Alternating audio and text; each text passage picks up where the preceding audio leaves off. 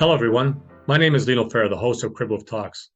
For our viewers that are tuning in for the first time, we present every month an episode of Cribwolf Talks that focuses on issues regarding the quality and challenges of life faced by many members of our vulnerable population, primarily individuals with varied abilities. These are topics that need to be discussed as they are current and have a direct or indirect correlation on our vulnerable population. The lack of deeply affordable housing with access to 24/7 supports as needed remains one of the most serious issues faced by our vulnerable population. Our guest speakers provide our audience with a deeper understanding of those issues being discussed on our program. For today's program, I have on our digital studio Graham Hill, the Executive Director of Food for Life. Food for Life is a registered charitable food rescue organization that has been in existence since 1995, employs 22 full-time individuals, and has over 400 volunteers. I would like to welcome at this point in time our guest on today's program, Graham Hill. Graham, nice to have you on our program this month. It is a festive time of the year, although many Canadians are increasingly frustrated with their ability to purchase fresh, healthy produce, vegetables, and fruits on their take-home pay or ODSP income, which clearly is not enough. And my first question, you are the Executive Director of Food for Life, and a lot of people would like to know what inspired you to join this wonderful organization. Well, thanks so much for having me, Lino, and bringing up this really important topic. And there's so many connections between the work of Cribwolf and the guest speakers that you have on, as you mentioned, and us. I was really inspired by looking at two facets of my wonderful role. One, looking after our planet with all this surplus food that just goes to waste. I mean, we're talking billions of dollars of food that is manufactured, produced, invested in, and then it just ends up in landfill or going to waste while there's people who are going hungry. So that was one. And the other one was the social justice part of saying, wait, people shouldn't have to go without access to good, healthy food. Access to good, healthy food is a fundamental human right, no different than, as you mentioned, appropriate shelter and social supports based on one's own personal living situation and challenges that they face. Oh, it's great. You're completely correct on everything there. But Food for Life has a unique approach, right, Graham? As a food charity covering three important areas: rescuing surplus perishable food, distributing fresh food among the community, and lastly, sustainability, the environmental impact. Can you elaborate on this three-pronged approach? Yeah, absolutely. I'd be happy to. So as you mentioned, we do have kind of three facets to our business. And the first one is the rescuing. So this is the functional connection with suppliers, wholesalers, retailers, right down to your local restaurant in your neighborhood, and inspiring them to think differently about how they're managing their food, specifically their good surplus food.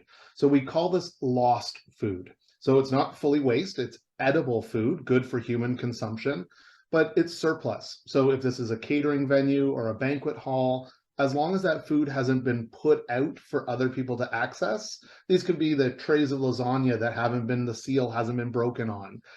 This could be the extra bag of cheese that they haven't opened for that event.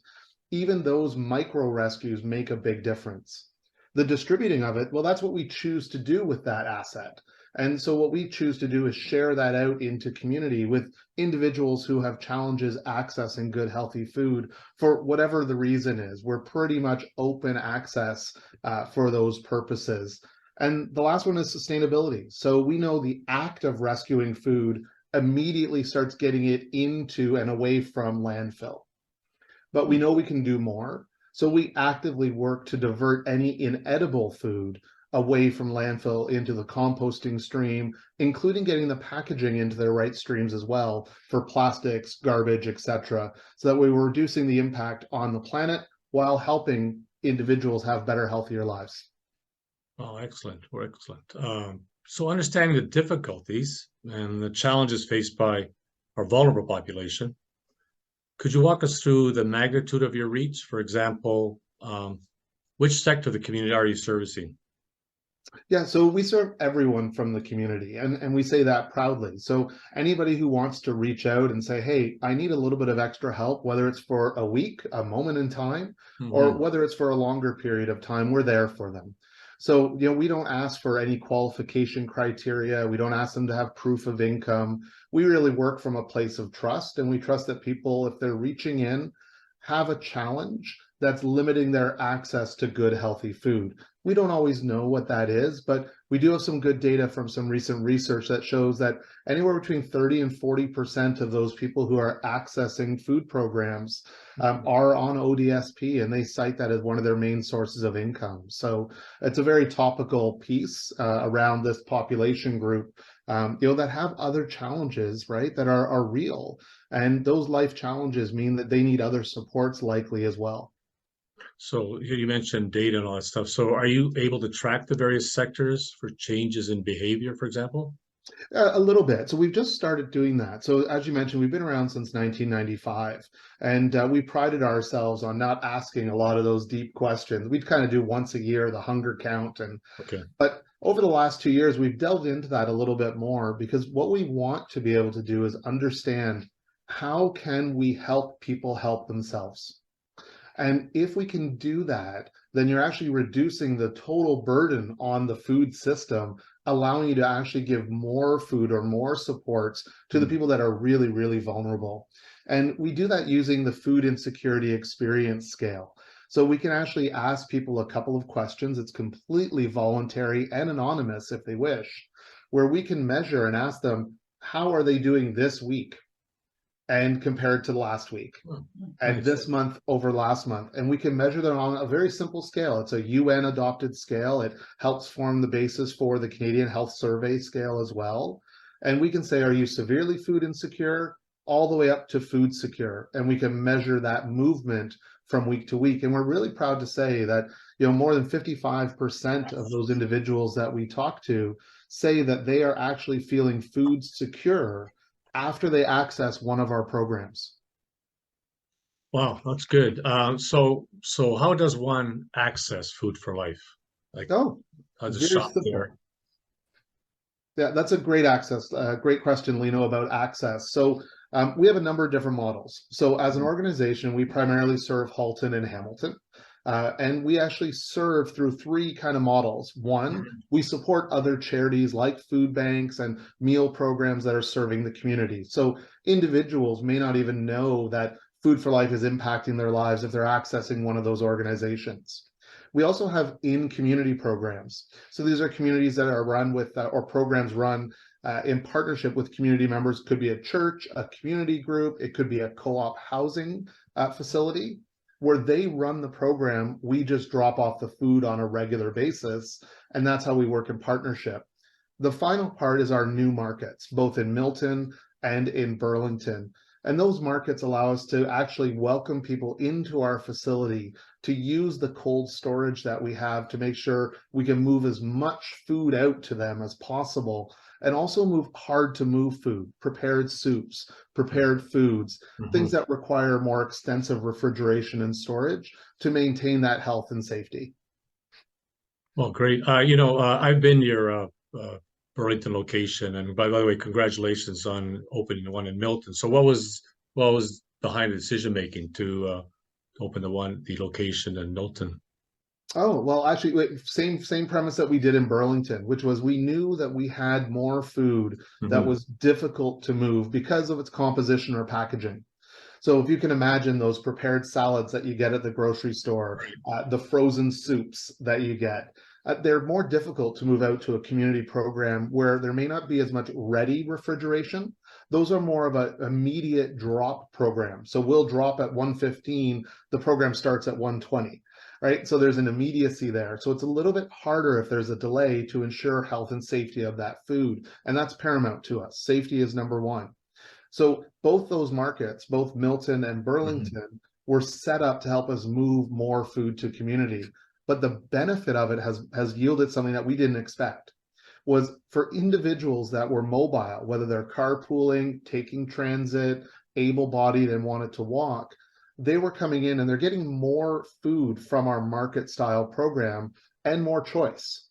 But what it's allowing us to do is deliver the same amount of food to those community programs and actually impact those neighbors more, because there's less people attending those community programs, but the same volume of food. So it was an unintended benefit that we're seeing, both the uptake in the amount and quality of food that people are getting on both parts. Great. And since we mentioned both locations, I don't know if a lot of people might not be familiar with Food for Life. Where is the Burlington location? It's on what street? Yeah, so our Burlington location's on Mountainside Drive, so just in between Guelph Line and Brant, just Right. north of the QEW. And the Milton market is up at Country Heritage Park on Tremaine. And that one is currently open on Wednesdays only. And all the information's on our website, which I know you'll have posted, Yeah. foodforlife.ca. Excellent. So the next question is, I love this part because I always like during the interview to write down some keywords which may directly, indirectly connect in some way to the organization like yours, Food for Life. So just give me your thoughts on them. Okay, we'll start with actually three phrases: homelessness, a vulnerable population, and healthy living. Yeah, I mean, you What can't. comes to mind? Well, Graham. Well, I think, Lino, we talk about homelessness. I mean, the right to shelter, the right to access good, healthy food. You can't have a good, healthy life without having appropriate shelter, heat, So warmth, true. a roof over your head. And if you're talking about individuals, as you mentioned earlier with Cribwolf, is you talk about the other supports that are needed to Mhm. help people be functional and safe in those environments, to thrive in those environments. For some individuals, it's not just four walls and a roof. They may need other supports that are there or different structures to help that. So those ones to me are completely imperative as a foundation. If we go back to Maslow's pyramid, right? You Mhm. need food, you need shelter. Without that, there's a lot of uncertainty. There's a lot of fear. And you can't really get to some of those other issues that people may have and want to solve themselves, but they're just so busy dealing with staying warm, staying alive. We need a bigger infrastructure project across Canada, and to do it without harming the greenbelt. I think that's really, really important, because as much as we talk about our homes as shelter, we cannot overlook our homes as the environment. And we need nature, and nature needs us, but nature does not need us encroaching and destroying it in return for shelter. We can densify, we can make better use of land that's already zoned for that. That was pretty, controversial right now is the fact that there is a lot of new legislation, and talk about expansion of, greenbelt land for development. So that'll probably be another topic for a future webcast. Let me throw this at you. ODSP. I know we mentioned it at the beginning of the show, but it's so critical because of the, the 1,200 or whatever the amount is that people uh, with varied abilities have to maintain their life with such low income, right? So, and their disabilities. So, what's your Yes. thoughts with that with Food for Life? I mean, there's a connection there as well, right? As we mentioned earlier. Yeah, there absolutely is. And thanks for bringing that up, Lino. I mean, first of all, Food for Life we're really proud to say that we're a living wage employer. And we have individuals on our team that identify as living with a disability and a challenge, and they make a living minimum wage. They have benefits, and we do that because we believe that, if you're having a healthy, happy, vibrant society, people need to have the appropriate amount of income to make life decisions. Food charities are not the answer to hunger. Income is the answer to hunger, whether that's basic income or appropriate ODSP. I would say actually get rid of all those and just come back to a basic income philosophy of saying, do we have enough money to function and thrive in a society, both from a spiritual side, from a physical side? Do we have our base core needs? And then you always have to have that, you have to be able to not just live, you actually have to be able to live and actually enjoy life and be able to contribute to society. And all those things need to be considered when we talk about income supports. That's good because I've often, when I speak to individuals with regards to these various topics, I've often said that there's, three things. There's employment, and there's a roof over your head, and there's community engagement, right? And the quality of life is impacted by all those three factors, right? So very well said. Speaking of the other point, I had community engagement. So I've kind of touched on that, but what's your thoughts on that as the executive director of Food for Life? Community engagement is vital, and I'll come back to your point about employment. Hmm. Employment can take many forms, and if you're looking at a basic income for individuals, that engagement can actually be employment as a volunteer. And there's a lot of value to that. And I'll share a story later on. You asked me to come up with a story, and I Yeah, got a good one for you that I think good. it means a lot to me. It really inspires me. But I think it shows that connection between the impact of community and breaking down barriers. Nice. And last one is, it's been heard a lot, this word inclusivity. Well, I think it's really simple. I mean, inclusive pretty much is self-defining, right? It Yeah. means all are welcome. And it means that we need to find a place for everyone at the table. And does that mean we need to modify the table in some places so people can reach the same level? Does that mean we need to raise it in others because maybe they sit a little bit higher due to accessibility or a chair? And maybe we get rid of the table altogether and we all just eat on our laps because that's more inclusive. It just means that we need to respect that everyone has voice, everyone has an opinion, and we need to continue to strive to make sure that happens. And that really only happens addressing a lot of the issues we talked about today. If there's income disparity and I'm worried about where my next meal is going to come from, Hmm. I can't fully participate in any conversation because my mind's not there. Exactly.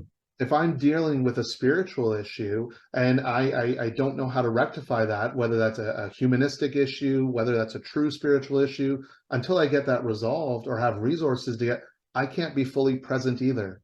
So being present and being inclusive are tied together. So I kind of think of a better time to get into that question where you share a story with our listeners, one that has really impacted your commitment to Food for Life. And I think you're about to tell us that story, aren't you? I would love to, and I think it's one of the things that drive us to meet in the first place. When I first started at Food for Life, Mm-hmm. we did a partnership, we did a pilot with Community Living, and this was an amazing pilot, and we actually worked together to build on a relationship that we had already had. So the individuals from Community Living were actually sorting our surplus bread, Mm-hmm. and they were depacking it, getting it into bins, and those were then going up to an animal farm to create animal feed. And so we were making sure we were diverting it from landfill. They felt fulfilled, they felt engaged. It was a win-win.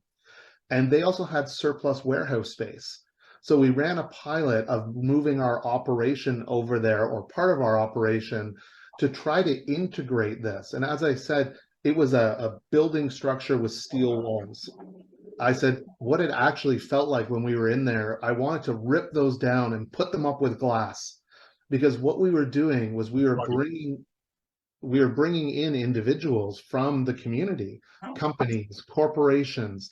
These were groups, some of them that were employing people from community living through their employability program, but not all. And a lot of people didn't actually recognize, you talked about inclusivity, the gifts and the skills that are there for individuals that may be living with different life challenges than you and I. And by bringing people in together and having them work side by side at a table, doing a common thing, sorting food to get it out to community, to individuals who also were struggling with life challenges.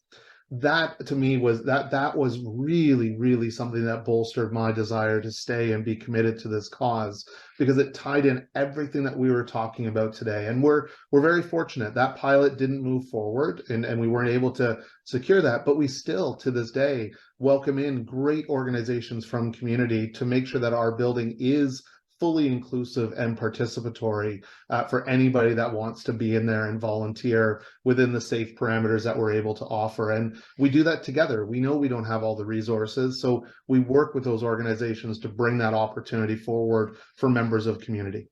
Well, hopefully with Graham, with more zoning changes, more more advocacy, more awareness programs, that we can get these legislations or these rules, regulations changed to accommodate this need, right? To have these dreams come true, right? And Absolutely. so, so Food for Life as a nonprofit organization, what does it need to continue its business year after year? What you see as the challenges? that you Yeah, face? no, I appreciate that, Lino. And I'm going to throw something out for you and your viewers. I would actually say that we are a social profit organization. Interesting. Yeah, and we're a registered charitable business. Quite often, people will think of nonprofits or charities as lesser than a regular corporate or a regular business, but we're not. You know, we function the same. We have a board, we have rules and regulations, and I think that's really important because we're a charitable business that's trying to solve a problem, and that problem is societal or environmental. In this case, with food waste and food loss. So one of the things, though, that much like any business is revenue, right? Mhm. Unlike a traditional business, we don't tend to sell goods and services. We tend to engage through experience, and that meaningful experience help us deliver on our mission of getting that food sorted, diverted from landfill, and into the proper usage in community. So when we talk about revenue, we need that revenue not to buy food. We actually don't buy any food, unlike traditional food programs.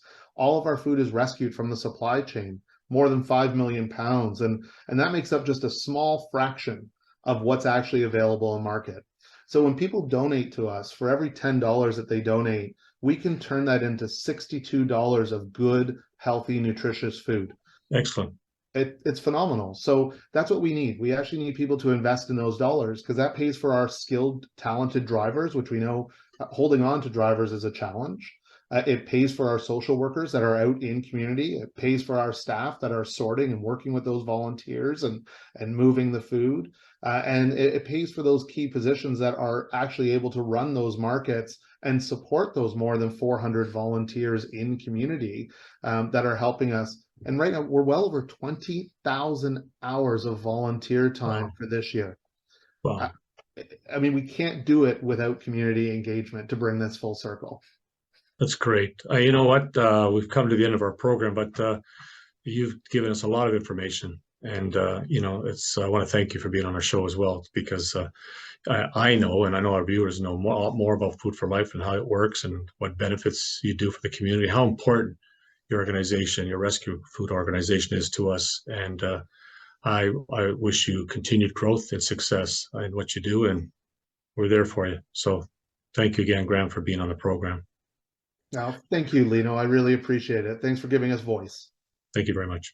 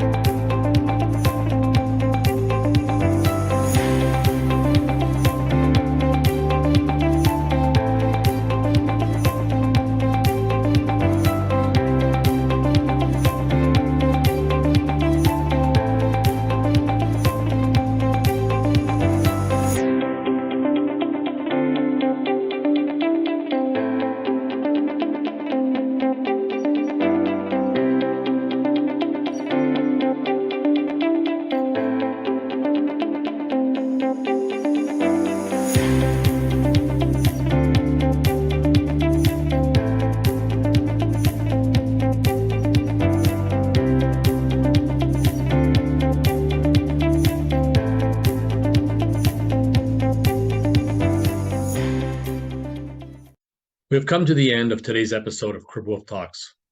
As 2022 comes to an end, today's program represents our 20th episode of Cribwolf Talks. I want to thank once again Graham Hill for taking time to appear on our show today. He was fabulous. It is very apparent that Graham, his dedicated staff, and all of their volunteers provide a great service to the community. Food for Life need our support. These organizations must continue to replenish their shelves and receive donations to be sustainable. Life is hard for many individuals, and the erosion of disposable income due to rising inflation and the cost of food and living expenses amplifies the need for organizations like Food for Life in our community. So to support Food for Life, please visit foodforlife.ca. They have a very informed website. I look forward to hosting our next episode of Cribwolf Talks in January 2023. This talk show cannot happen without our brilliant and creative executive producers, Matt George and Maggie Bates, and members of our research team, Christine Mazik-Fera, Sunil Balakrishnan, Aidan Pereira, and Steve Marsh. Thank you. If you have missed any of our previous webcasts, type Cribwolf Talks on your YouTube and follow us on your TV Halton, Cogeco's community channel covering local news and productions in the Burlington and Oakville areas. You can also find all of our episodes on our own website, cribwolftalks.com, and various other social media platforms. I always like hearing from members of our community, and should you wish to share your story and be part of a future webcast, please write to us at info@cribwolftalks.com. Your voice does matter. Thank you once again for watching Cribwolf Talks, and remember, let's help those who need our help.